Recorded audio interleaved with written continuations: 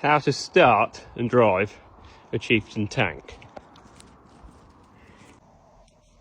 Okay, so you start by turning the isolator on, click these 3 switches down,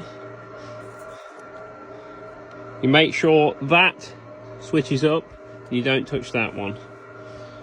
You also make sure you're in neutral on the gears, and then you press the start. Once you've got it running, don't rev it till the oil pressure light goes out.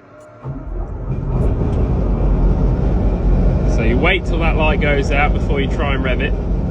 You make sure the engine's up to oil pressure. There we go. Right, if you're gonna use it, you need to make the vehicle charge. To make the vehicle charge, you click the generator on and you go trip and then click down to reset. Now when you rev over 1000 RPM, it will start to charge and the generator light will go out. There you go. It'll only charge when you're revving high. You'll also get a green light down there. Now, to work the gears, you've got your handbrake down here. You want to make sure that's off, obviously. Your gears are done on this pedal here, dead easy, like a motorbike. You click up with your heel, with your toe rather, that'll put it into first. That's your brake, you don't really need that a lot. There's your accelerator. With a little bit of throttle, we're moving.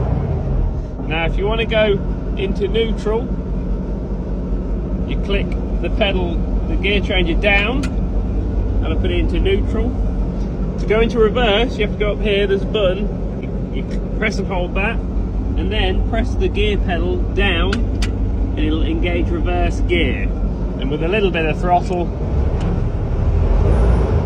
you're going backwards. Nice and easy. And then always remember to put it back into neutral when you're finished. For the turning, you've got your left tiller, and you've got your right tiller. Be aware that the vehicle can turn when it's in neutral. If you rev and then pull that tiller hard, the tank will turn to that way and it will knock anyone flying that stood next to you or building. So just make sure you got plenty of space. Same if you pull on the right tiller and rev, the vehicle will screw around to the right. Easy as that. So to stop it, you just click the 3 switches up, and always remember to click the generator switch up, because if you don't, I'll explain now, when you come to restart, it will not crank with the generator switch down. So it always needs to be up when you're finished with it. So all switches up when you're done, and then turn your isolator off. That's it.